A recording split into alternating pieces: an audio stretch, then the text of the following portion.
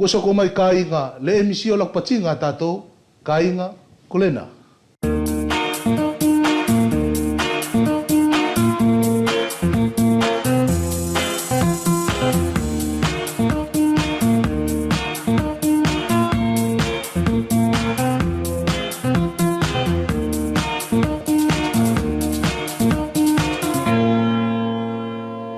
E fiafitu mau kainga le loto ina no anga o le to whakatasi mai mo koutou ki le fiafinei, ko ia te awatu e wha ia la whakaapa-apa ki a koutou furi e tio mai, molongo mai le leo latio, malo le no anga ri o kataki, si mo le te whai mai o le ni whakawhalawhei. Ko ia kainga i mua o le kamatatu o le whakatasi le ne tātou, ko le na asea whalongo o uinga ti moni whasinga kupu i masau, tau whai whakauveala mo le whakfutunala, o angala pere kupu i masau le nei, ko le re ino, si mo le maa, e tau ano o mamata ki le whai whakamatala le nei, na whakasoko ki a ataleno, fisi mo uvea, ko ia lena. Ko ia ka inga e whakamalo atu ki a koutou i te awhiawhinei, malo te aluanga o te kātaki. Ko te whalawei a tātou i te awhiawhiani, e tau whakatahi, pea mo te potu ani o te urumatua, i te kolo o halalo, ia ataleno, fisi mo uvea. Ko te uhinga o te whalawei, ko te palalaupe, pe talanoa o hinga ki te lea whakauvea. Pe ko u kupusinga lea i te whakauvea. Ko ia i te lakangani e tau whawhalawei ki a ataleno. Ko ia ataleno e whakamalo atu ki tau potu, malo te aluanga o tau Mauri mo te malolope i te pongpongi. E whoki. Kai e porito ia mua o te whakahauko o te ngā ue. E oroto pe ke tukumua ki langi. Ia te ngā ue tapu e koto tuulaki. Tamai mo te alo, o te rangu maari. Maani oni. Amen. I porito, e mole nai he tahi u whahenga konga e whiala ke ki tamau. Kia urua ki whakaapa pe. Kia koto ali e koto tuulaki te ngā ue tapu. I te mauri o uvea pēr mo whakatona. Umaa whoki pēr mo te u marumarunga. Whakawhenua, o tau whenua, kai tāwhetoange, ia te mauri, whakalotu, e taupau ki ai, poseni olo, sustino, sonepoe, o maafoki, pēr te kāinga lotu, e whakalongo mai. E tuku atu te whakamore, kai more ai he kupu e whiaunga, ko tau loto whakamore ki ai, kai tau paralaupe, ki te konga ani kua haua e borito i tahu nei, ke whekumi, ko te hate kupu o te maa. Ko ia ataleno hange pe ko na e ke tuku mai. Ko taku fia ilo, o hinga pe ia pe mo te lea whakauvea, kai au loto ataleno i te lakanga nei, ke hanga mua o whakamahino mai ia te kupu a ia maa. Maro i borito. Ko te kupu a ia ko te maa, e au maharo i borito, ko te kupu e whakaahonga tu mau, ki te u ngā ue furi, a te tangata, mo te whawhine. Ko ia, au maharo ko te kupu a ia, ko nāne ke hamai ananai, ko te kamatanga ai o te kupu, ko te karwa. Ko te karwa, e tonu ke maa, te karwa, he ko te uhi, ko he konga e tonu ke whakaahonga, e nā tō ki te kauariki, nā tō ki te kautakitaki. Mori toi aunga he mea e uri i te kawa.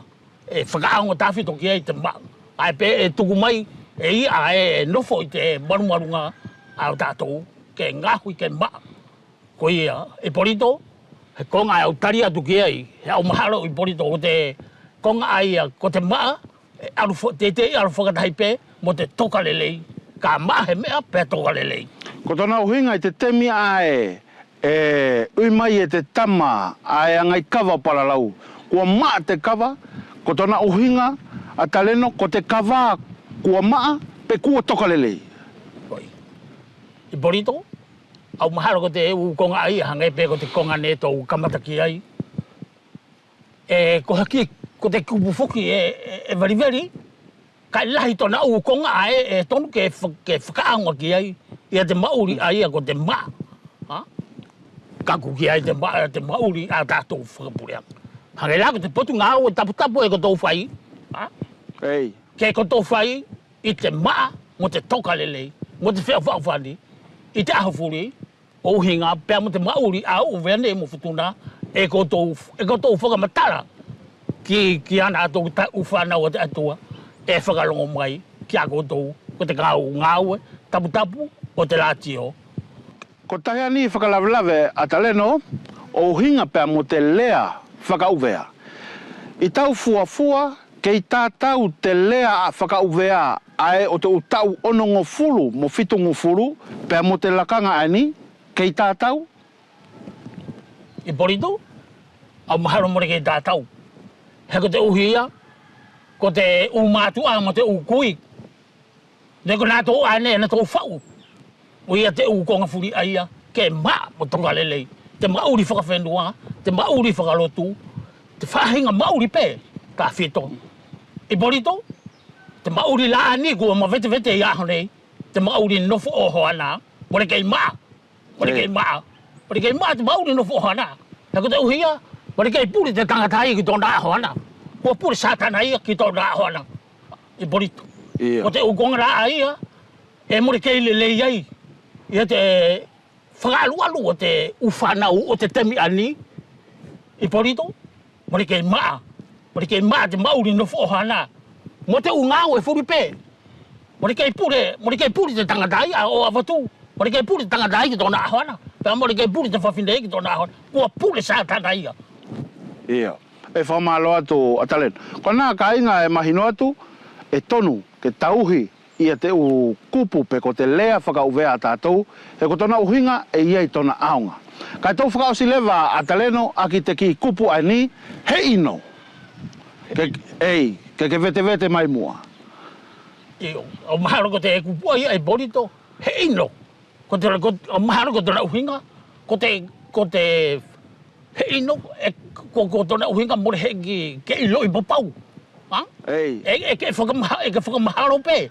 Pe he ino pe hoko mai, pe kailoa. Ko nā e bonito, te ukonga e tonu ke whakamahino ki te tai tupu ani. Ki te tai tupu ani. He ko te uhi i bonito, ko te tepe te mauri a temi ani kua.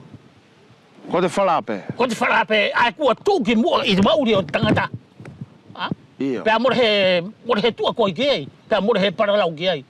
Ko te moni, he ko i ko tona whiningalo, ke iai he ukoloa, e na whoki mai, mā tātou, mo mauri, mo tō hana, mo tō whamiri, mo tō koro, peko tō parokia, peko tō whenua. Iyo. E whamalo atu ia ataleno. Ko nā lewa ka inga ko mahino atu te ukupu ne tō whakataiki ai i te awhiawhinei, he ino, pea mo maa. Angai ko tona tuku mai e te matua, tau pau ia te mauri, ke maa, he ino, te kahau, pe whewhai. Ko ia, ko mātau i ne mo o whātu i te awhiawhinei ki a ko tau tatau, hoki tau tau whakatai pe, ki tau waha kātou mai. Is kau pati ki he ino, kai kau whima sa o tuki le kupule nei kole maa ka inga, e lau whoki e te whakaau ngai, i le motu le neo tātou e whutura nei, tā whitola mo ka pau, ko tō toonga le nei whakawhenua o kawa, e pati ai whoki, kua maa al kawa. Ti tau whakaaonga whoki i le kupule nei, i le mangiti le nei kole whaofi, kua maa al whaofi. E whakamalo at whai ki le potu le nei o ataleno, ki la naanga o tukumai na manatu, ma le whakaukau ki kupua nei e lua, i masau tātou whaofea mo whawhutuna. Kai ka inga i lakanga nei, ka tau mawhuri mai ai loa, o soko atu le noanga o le whautasi o tātou le whiawhinei, mo Masei Paulo Seturi, whakamalo atu Paulo ki le noanga o le kataki timo le whakakumai, kai whamanatu tukia koutou ka inga, ko Masei Paulo Seturi, ko ia nei whoki reia, kua pule atu nei, i futuna nei i le servisi ngā oile nei, o le ngā oikele. Malo Apollo, e te whawhinaki whai mo le whakawhiawhi le whituku atua whawhitai whamalo ki le potule ni o. I le noanga lia whasoko o maua, timori el maua o malolo kum whaila tau o te whawhilawe mai ki le ni kāinga tau e le ni whakawhiawhi. Whiwhia lokuloto Paulo i lau tarimari e ria la ku whakolkole rina whai atu, ke kakumai mua o whakamatala atu i le nei kāingala. Kia lātou furi kol kāinga o ftuna nei whalake mowhea mo lātou e mauri me tai atu, a le noangari o servisi le nei, tia kauloto ke kamata mai mua, ki le noanga o le api o le servisi, koutou ane i ngā oi le nei servisila, ti mo le mauinga tā whitoria o servisi, ki le nei te tua le tātou.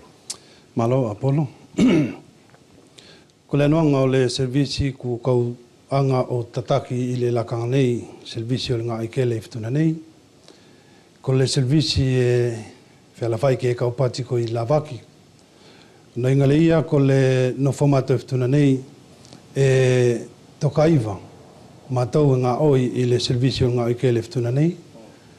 O whakapiki mai ki ai mo le tasi a mo le toe whai e kau i le ia alvaenga le ia o le service civic.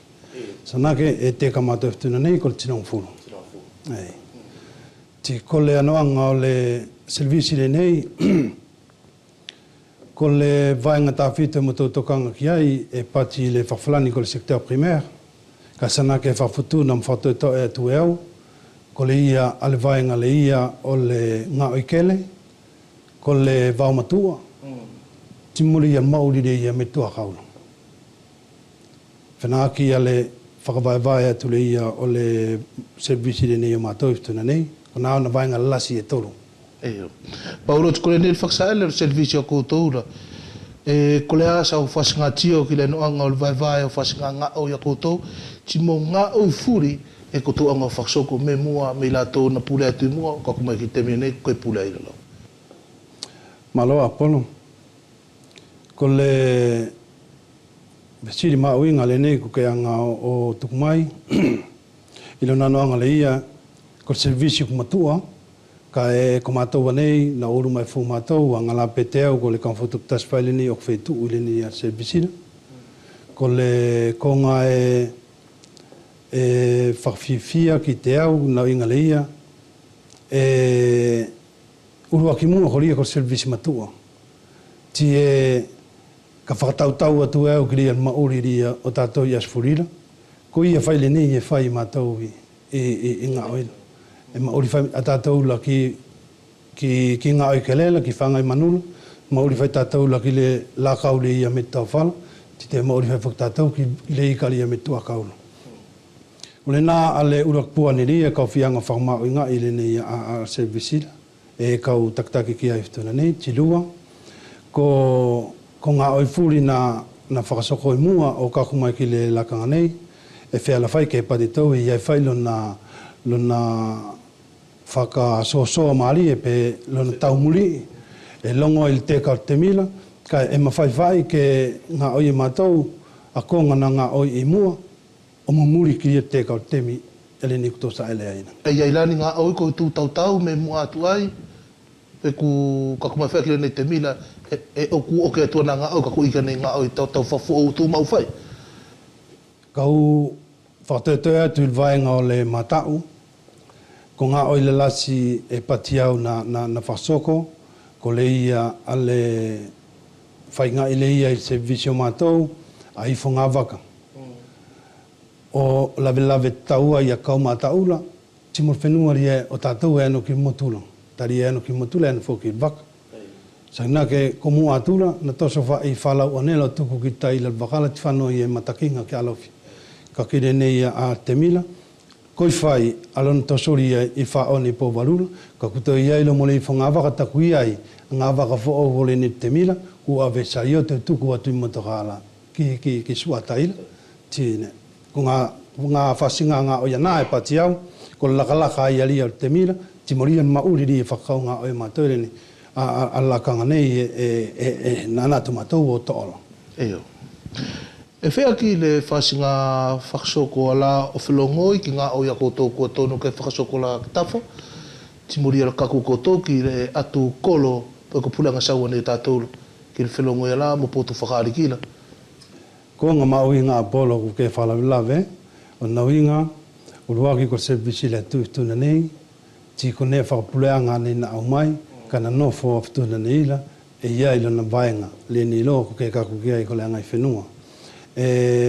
Ko le saele aku le ni lakanga nei, na kau tia foki ki ai, temi na kauru mai ai, o tau muri i whai ani i a kongala, whai mātaula, ka kos ngā oi ki tawha, ti maua ke anu mātou o ke tsau mo kauariki, ta tau whai pe i Singawe, pe i alo, ka anu mātou mua, ki tsau mo kauariki, whatotoka ki ai ngā oi, ko ria ngā oi kumanatu mātou ke whai, ti vevete ia i ona nau furi, ti o whalongo ki kaualiki, ki sau mo kaualiki, poko lea ale pele tau whakaia, pele tau whawhiti ki ai, kai e maua ka mtau kamata whawhalaki.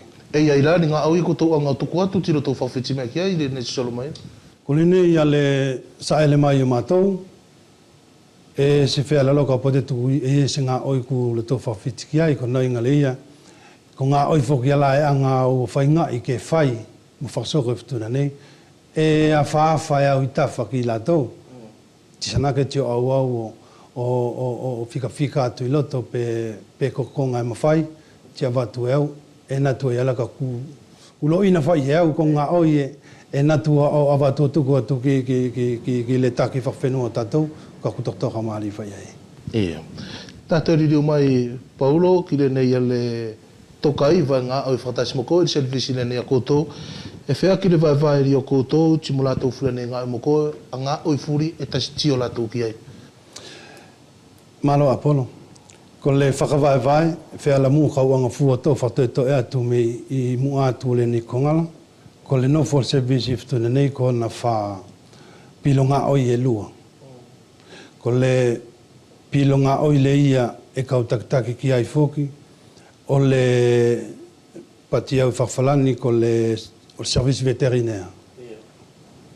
Saknake ki whaito o manu, ki whatele o koloa, ki nekai tātou voti koloa, ti mori e whatele le iau waka le ia i ron tau mai, au mai e nekai, ti mone ala e anga pele papa, la kau, na kongala. Ti lua o whapilonga oio o le servisi o mātou, ko la a whasinga tokoi, whakapuleanga e au mai mitai, ti mori alo tau muri o matani ngā oi kese ala o le nā vaenga o mātou i secteur primaire whai. Sana kalo whakatoa iai le nā a whapilotaki. Tiko le nālo no whamai mātoula, ko lia vaenga lia mātou i le inspection vétérinaire, e toktolu mātou e ngā oi iai, e whai mātou a whai to o manula, ti mori lea no whakatele ki koloa, tio i al nekai, tio i mone e au mai me tua puleanga, tio i whoki mātou, mo whasinga manu ala, e anga la peleni le manu le nei, ko le manu kai ni upatatou ki ai whawhituna, ko nā whasinga manu e au mau i o tātou, e kakula mātou whatitio ki ai. Ko ria ke a vaenga, e no whalatou i la whai akongana anga o tuku atu i kamatanga, pele matau, pele whai oloto, pele whai mangiti, nei mangiti o tātou i whtuna nei, ko talo, ko kawa, ko businga, ko ufi, ko mani o ka whoki. Tiko le tasi vaenga e kau iai i le nā alwhapilo ngā oila, ko lia vaenga leia ki le manu e pele pilpuaka. La a manu tātou e ala. Ko le ki puakala te whalaki ki moa. Sanake ko nā a vaenga lalasi tā whito, o le ia a le whakateka mai mātou, e mātou ngā oi ki ai ria mātou nofu lia i whituna neina. Eo. Tā masawa tu mua Paulo ki le manu le nei ko puakala. Tari e kua lasi pati le nei temi foki puakasi le nei temi whakataat ki la kanga. Ti e kuto e lasi e foki mo whasinga konga la me kolo atanga. Ari e le to'o e whenua o whangai ki ai puakala.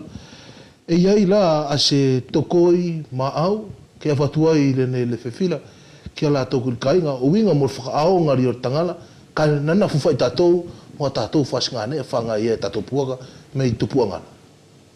Malo Apollo, ko toko i la ia e nā whai a ia, ka tio koe, sana ke loka anga taua o la kawhia al whakaukau pe kol mauri ria o tangata whtunala.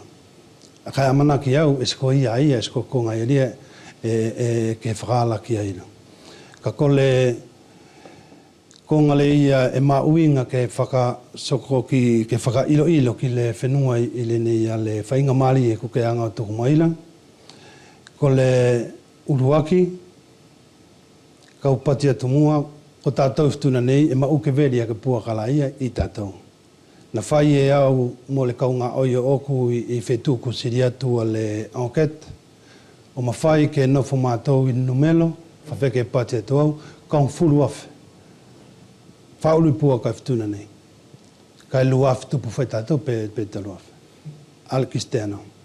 Me iai, whaka so atu ko ki le ne konga ke whalawlawe mai kia ki tanga, tali kona nafi, na kai wha i a pua kalai ki whanio, ki mataka i niu whai, ma whamanioka, pe ko le whafuti, pe ko le awhais ne ria ma ua o abiki aina. Ka kufoka mo lau la kaula. I le ni le sola, e longo aui mo kana tumatua na whai pua kasa ele, ki lasi o le tanga e tao e kainga, ke whanga i e pua kala. Titi hoa a matou, e tio matou i le ala. Ki ria lona naa ia i li e mau mau, ti te anga whai la tau i li a aso ka whanga iai, o tapi ke msa ua tufua i e kumuri, ka whakfo'o. Ti a whawhafo ki au tari e tio kina nela, ti maelo kulota kona inga le ia, e mau mau, ko le nafunga konga lia, tala i aero kua a whakaukau ia ila. Ka e se pati au tari e skola kwhawhala, a Kristiano ia. Ka e tio kina na mau mau, ti maua e au, ti tio kina ia, ala na mau mau kila na whawhala, ti mula na anga mau mau ina tula ala lau. Tari ko konga na e piki iai, tari e whiala foki ke pati toki i toko ere ni le sola, kol masaki le ia, kol tano sira, na se wha maua ia mua. I puokala, se pati au ki Kristiano. Ka kire ni le sola, te whai au wasafuri ke ano au o tio ki puokan tanosi. Ko tanosi o puoka o ngā sanakela ko ngā uwiki na sele o ki la wasa e lua, ka mafofoki, pati mai a tia au Kristiano le nana ngā puokala pati mai, o ma koi tukila ko ngā puoka whaikese. E moe a ia, tis sako o na avae, tis fifa o ma avalo na ngutu, pe tataka sa ele ia ka sana ke sa ele mauma o iala, tina tua o titilo ina ko tanosi. Kai tupu, me le ia ku mau i whalaki ina tula, ta fitol kele li o tātou. Te whatata atu whoki au i mauri o le ngā oikele, ko nei ka inga o tātou ura, na tu ua ia mua ko kawa. Te minei, kusko ia in kawa, ka kutura e ka puaka. E pati whoki i tasi a alakanga, a tasi la Kristiano mo whakaanga ia. Ko kai inga e la puakala, e mawhai e whakangako ki ai kele. E iyo. Kai e iai o na whasi ngā whakawai, ala loa se maua e tātou, e tupu e loa ana. Ale mau mauri, o tupu tari kulasi mo tanga, esko kai ngā tāwhuri a pua. Kuna tumo whatanga airin tō me kolo ala, i rena tapianga ku whaila, nā whuri ai e muri. Kono na winga Paulo, e mari whai, whakaaonga o tanga, tari e aonga ki whanga i ri on manula, ka ke whai ne whakapoto whai, ka se ua whakawalwale lo ai. Sana ke koi aile nā, Apollo. Kai whitari atu au, ke pati atu au, i o hula, e se elo tolo au, ke nofo au, ku o ki la kunga tangala, pe ko wakala tu vai mai, ke ita lau au, tali e kise kaku mai, a wakala au mai ngā tangala. E ai, elo to au, ke ka pau e au wakala, ti whawhitai mau la kunga tanga. Ka kase au fukeia, e te whawhitai fukeia, te mau whawhani iu, mo whamani o ka whamai ai. Mo lau kalapusi ko whane whenga fi ko lau kalapusi. Tasi e ia konga Apollo, e amanaki au e tonu ke kaku whoki masaula ki ai, tali e tau masaula e ftuna nei ki lau la kau. E ko tio au, ko lau mani o ka whai, ko lau kalapusi pokoa. E mau ke lau la kau e tonu ke ave ki puaka, tali e iai i ki lau la kau e aonga. Ki malolori o puakala. E whatata ato pe lau nonu whai. Ko le lau visoa.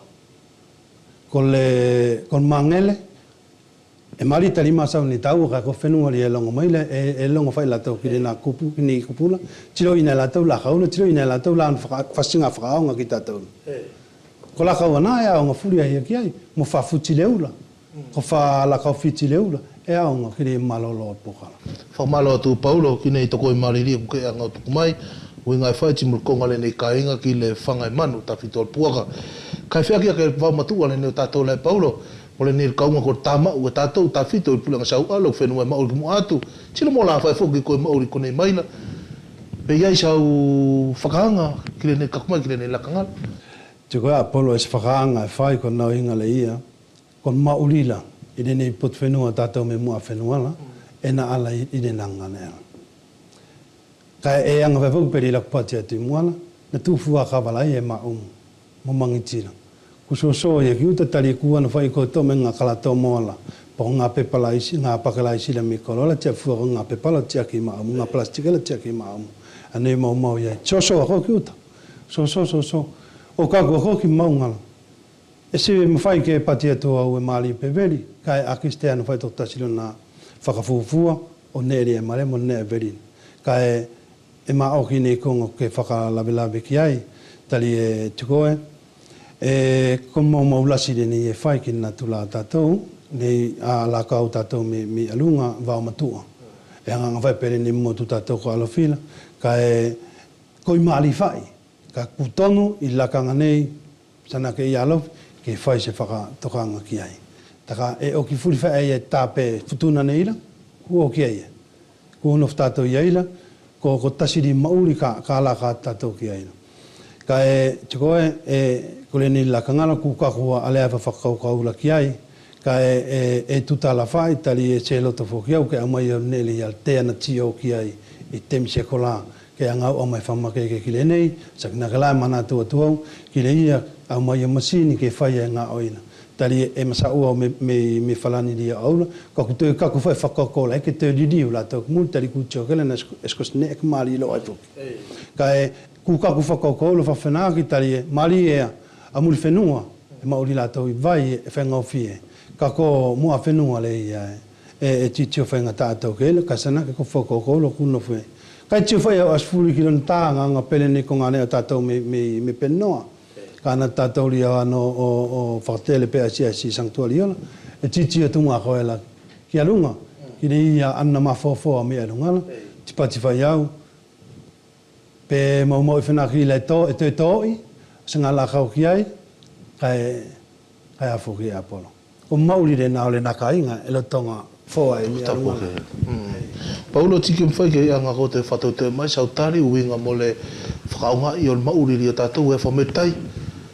ti whalaki ai mo le ngā oi re nia koutou re nei e ngā oi whoki ki le uafu aso tau mai whoki le whaka ki la ngā oi kotoanga o whaksoko ki ai kau whauteto e atu ale ngā oi e whai le uafu ta fitole ni vaenga o ku e kau taktaki ki ai ko le ia al tau mai o wakala Apollo i le asuri e tau mai le pekole a po uri ka kumanatu a kau whaikolo ala ia mo tangatanga oiri i le uafula ko waka ko le uta moa ke laku ti e whai ia ko le nalo na whaila ko konga ta fitoria e au a mātou ki ai ta fito ko le tio i fua kanoi manula molia al mohori ale aisila pe fe aunga motusa moria al ne na iloto ne kairia na iloto la tali e sanake e au mai koela ia ikane au mai la kumakeke tia ikane au mai la kui malu ei tia no folau e vainga keskese o lau a momoko ona fasinga kongala e au nga amatou o tio i le na temi e au mai ai o fagma va ale aisila tio matou ki na konga tio ki tito e ka ko to fagmo tiola ki le asolia tonu whakangato ai ale whakaaonga o le ia whasinga ne kai. Ngā konga e tio mātou ki ai, ti te kapa atu au ki taitai atu ki la whapusa, whakotone malo, sek, ki la anea ko papa, ko lau papa, o koloa e au mai me tua pule angala, tali ko ne fuli fukina e tonu ke au maila e mea kol mea ali e pipati au ki aila ali ele se au yesi ngā manu ke au loa o te mauri la i e ftuna nei tari whai a kele nā sanga ko se ngā manu e ka au e mau pe manu kai niu ko ki moa uri ko manu na au whawhana ki la ua kana se lawe tātou na langi na se ka kuwhai a whaatitio lai nā te mi lai mua ki ai, ka kuwhaasinga ngā oi a mātoire ni lakangala, e kaku alo nā whaatitio la ki ne nā tau whaasinga. Tiko le atu ale ko ngā Apollo ku ke nea mai ke uinga mo mori me tai, e te whenaki whairi e whaatitio mātoire nei, ko toko ia mai me tua puleanga uinga mo ngā maurila, ko ngā kristiano li e whiwhaisona ngā waka, ti awai a whakaua o mātou o whaiwhainga ilo na ngā dosie o watu tuko tukiloto ki kaupulela ti al kaupulela lona ti oi mai peko le ko ngai aonga peko ko ngai ke mai fulan whawhalaka ane whaitasia ane aki ai ko ngā fulia nā e whea la whuki e kakula mātou langa o ki ai ti te whautitio whuk mātou ki ka fuli e au mai e le tangata mātou ko le nei tasi konga fo o foki ko le ano o fu a mata uli a mata unga Kristiano e pale mai to o mo le mo ngā pāki o nai ka na matau iake tali ke anga matau esko nela ke anga matau o sivi lana a matau pe matau mali pen e ai ko nela ke maua ni a matau numelo uinga mo mauri de ia o ika tu a kaula ko ia le ia ne tali ko konga foki ka faia tu matau ki a fenu matau mai Eyo nakalo eli nat matutang furolo na pale tali se loto ia ka sma pati mai ia te lang mana tu mo ia ka ke na matula o CV e ai esko CV ngane kon nela fu ke mauni amato ne nga oi ke fakato ki nga oi ala fai mato ui nga mkole pa anga la ko to ko ia tu ko tuktai ke o mai malata malato Paulo e mau ka tunga ne ka te fi masau atu ai nga mole ano anga faksoko nga o your service ma uinga le ne ko to faktitio ai ki ne fasnga ne me le kele tato me va matua ka kuma ai ino fo anga la tanga tai tai nei o ka kuai ki le tua ka ure ne tato kainga ka e whakangata o twai muri e tari e te whia soko o tfoki kainga ki nei minuta ko te maila o uinga ti mole nei le ano anga o le pure servicio Paulo Masei se turi e kau fia tuku atu Paulo se no angaria mo se fia whakalavelave ki le nei na ke kaku mai o whakalongo tuku le nei ke pure servisi ko se asfetongi ki te koe mas whasngane ki angolongoi i le nei lakangana. Malo Apollo ko le ko ngā mauinga le nei ku ke kaku a la whakalavelave ki ai ko nau inga le ia e i o tuau na nawhina au au o kau i whalongo ti langi koria whai a le tio al tea ki le whainga i mai ea uolo ku vaenga o palpale maila le ia tina kaku manatu le ia pesi mawhai ke anga au o tuku loku ingoa ki le neia a le la palasi le nei o le taki o le servisi iftuda nei le nei ku kaku tiko le kongali ia ke whalawlawe ki ai ko le whawhetongi lasi Apollo whawhetongi lasi tali e kona nafi na tokanga a tawha ia o ki loku vaenga le nei le solo ku tokanga o ki loku vaenga mo la furia ka lo vaenga piki ile nei ale servicio nga i ke leftuna nei ko uri ka fatitio furi ki ai o fatitio aula tari e tiko pena na fatitio fa yo kine ala ke faso khoi la nga oi o lo kula vaenga ka kile nei la solo fatitio kine fu furia la ke faso khoi nga oi ti te ma u foki ke te anga o te ave anga oi furi na fai ki le pulala si o hui uve fa ilo tu ki ai anga oi ku o ki faftuna nei ti mo nga o ye tonu ke fai ti mo whakalongo lo pe kole ala na tonu e tuku mai ki ai ko whanga o ila si ai Paulo kanangi na iai whai sau whakaukau pe ko sau tio temi ko kei tari whakalongo ai o uinga mori ale mauri tātou whawhutuna whainga mari ai ki le ne servisi ko toula pe wheka ke lai le ne temi ko kei pure ila pe kole ala u whakaukau ki le ngor sokotu nga oila na sanga na iai whaisi tio ma au na ke mokomoko kei Tuka polo mau ke ai a tio kai o nauinga leia ko konga leia ka fia anga fua o whatautau e tuki ai ala kutalila tari koi fu ou o nauinga nau taki fua au me le whepuari o whai o le ne whetula tiko konga le na malie mo fi malie ki leia whasoko ngā oila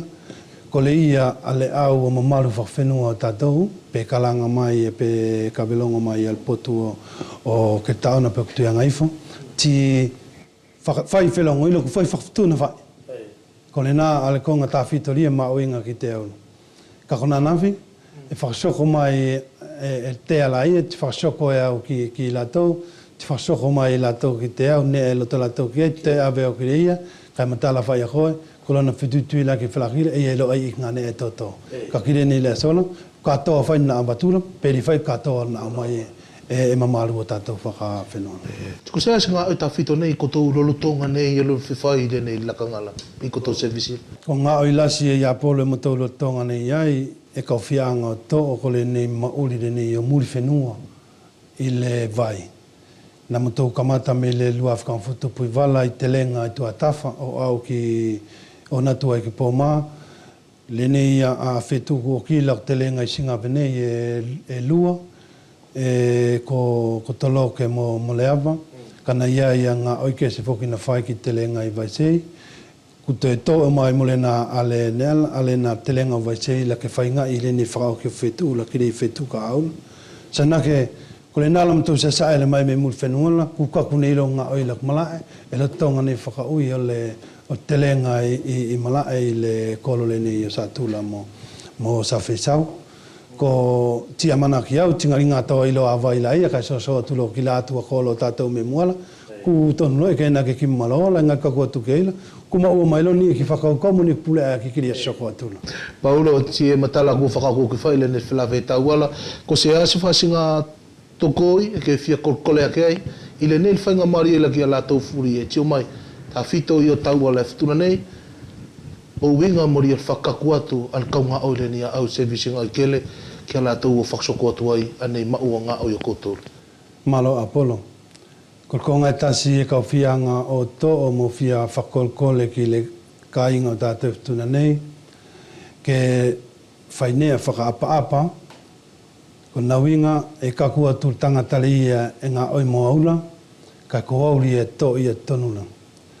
Ti ko konga furi e masau ki ai mo tangatanga oi a aku, ka ke manatu e iai nangane whakaoki mai ko au. E sa eleveri ale ia ale tasi whakaau whai ta whaona whasingane a ki tangatanga oi la e kaku atu ki kāinga, kilo kāinga a Apollo sana ke e flagi. Kai o ki te au ki le nei, te awatu au tonu tako auri e takitakila, kuskai ngā ia mo le na a whelongo i na whaila, ta pā ke la loa, ka anga ia o walo ki mai, pe ko a i whasinga konga e whaila e kuse tu sam whiaunga, ko le na fua ngā konga ta whita whairi a Apollo, winga mo lau whainga maari ele ne ke anga tuku maila, ke whakatuti o fule nā konga la. Ta si le tariko tas foki a konga, e na tua mātou sana ke la ke puakala, pati mai, alawa kong kena mako tuta konga puakala, ko talu elme na na fise tua ia. Na tua furusi, papala li fetu tang kone lok vasa alu, pe vasa tolu. Pati ko faction fasinga whai e ka se tua au. Ko na fasinga konga whai Apollo, e fi whakolkole ki ai, ka e amana ki au, e kulongo tau whai a kāinga ki ai, ti mo kole wha mole foki le nei ale whainga mariela, na matatu upe na matasoka skupu foki ki la tau, ka e kolena al katoa ri olok whakaukaula, tau whi whakapapa aki, tali e koi mawhai foki ki tau whakapapa aki, tio mawhai ke whakasoko tātou ngā oila i loto e malie, whiwhia tio kakulo tātou ki sine e malie. Eo, Paulo tuku sa sa toko i foki, i le nei ngā minuta whai i tasi ko e tau maila, ke tuku atua i le nongal kaunga oi, ki whaksa e lero servisi i tātou la i whtuna nei. Malo Apollo. Tasi ia konga mauinga tali sa na kelo ka valoki au whenua la kas valoki au la tau. Ka kamata, kone a furi pati whak tātou, kone la kamata atu ai mo e whale, te whakaki o kilok whafu. Eia, ko ngā toko i whai e whituku ki le nei a kaunga oi e ngā oi mo au i whtuna nei. Ka ko se konga e tonu whasoko, ti tonu ke tālanga. Au se whasoko se konga i loki talo toktasi, pe ko la kita manatu e whawhelaki, ko ngā whawhutuna la ia tuku ia i ngā toangari o tala sima o le alala. Ka kumai ki le alala, e ia i tasi e pule, tia i tasi i so atu, tia i lomu la tau whalonga. Kune nā fuanga ka ngala ka tau pau matou, tia mana ki au totoka maari e soko atu la ia. Tia mana ki au ka inga katoa, kua katoa tu e whaifuki, ale noangari o le whaktasi i le nea fiafi, ti mo le taina le nei, ama sei Paulo se turi, te whakmanatu atu kia koutou, le ia e pule servisi i le servisi ngā oikele i o tātou la e nei, ke manu i o whai Paulo, a soko atu whaksoko o maua ngā oi. Kai tau tau mari mai foki ka inga i le teminei o soko atu ai ki whaiva mako o le kolole nei ko hafuasia, i le aso whakwiwhia le ni o whalani, i le whetu lua whe kaunga futu tasi. Le nā.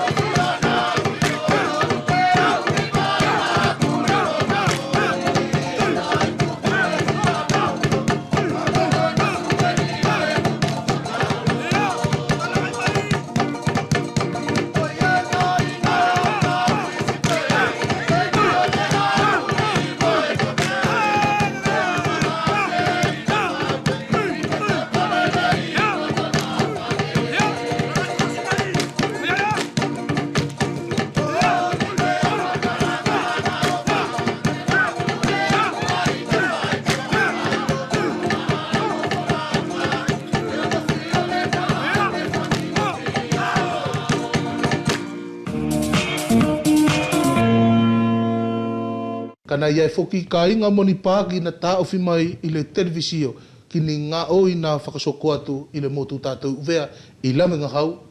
Manatu.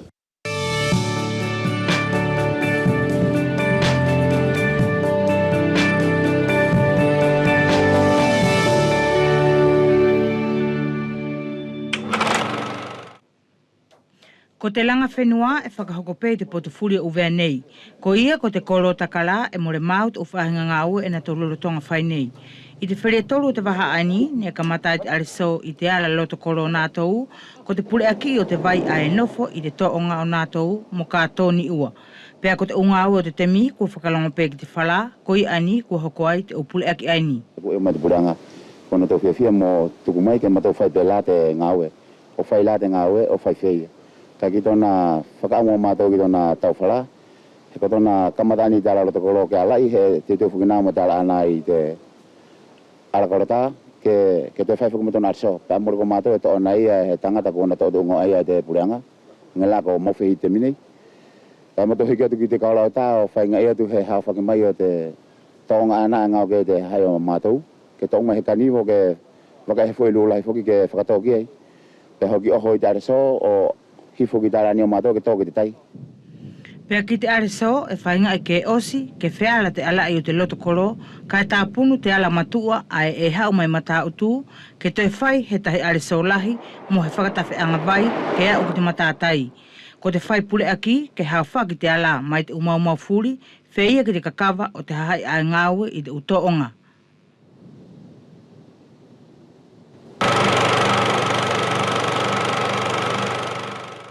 Si whelo o te pua ka inga, ko le ingoa le nā, o le lau le nei, ka kotou tio mai ki ai, ko mariri e nā o le Pasifika.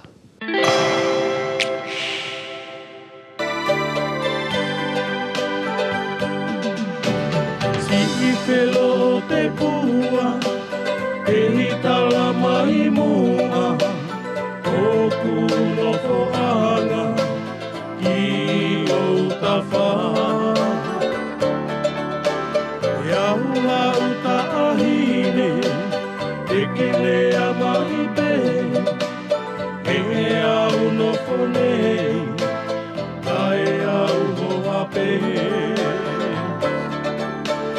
Mooni, mooni,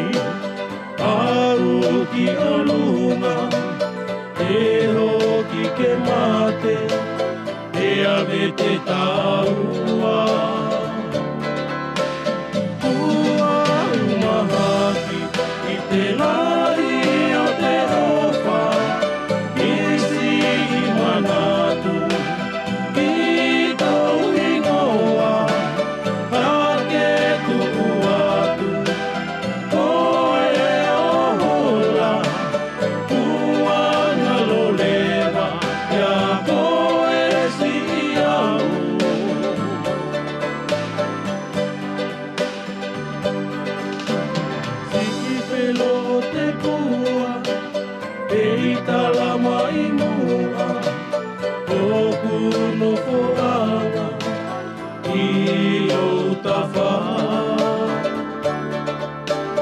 Longo la se o kuofa, ka mole ilo i atu, e ke o whamai, o manatu ki au.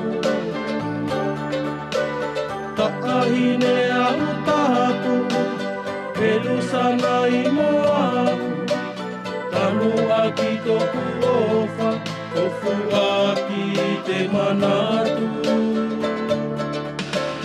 Tua umahaki, i te lahi o te ofa, isi i manatu, i tau ingoa, take tu atu, koe ohola, tua ngalolema, ya koe si au.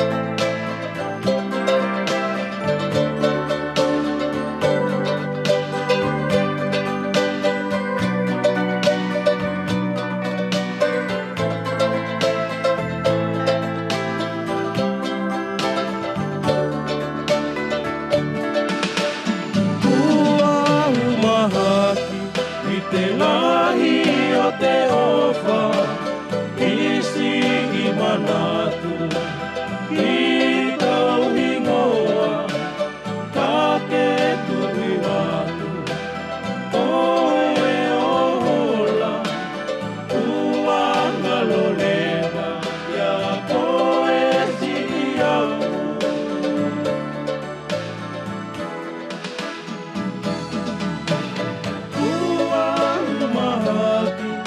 Te lahi o te ofa, isi i manatu, i tau ingoa, ka te tu atu, koe ohola, tua ngaloleva, ia koe si au. Ua umahaki, i te lahi o te ofa, isi i manatu, i tau ingoa, a ke tu atu, koe ohola, tua ngaloleva, ia koe si au.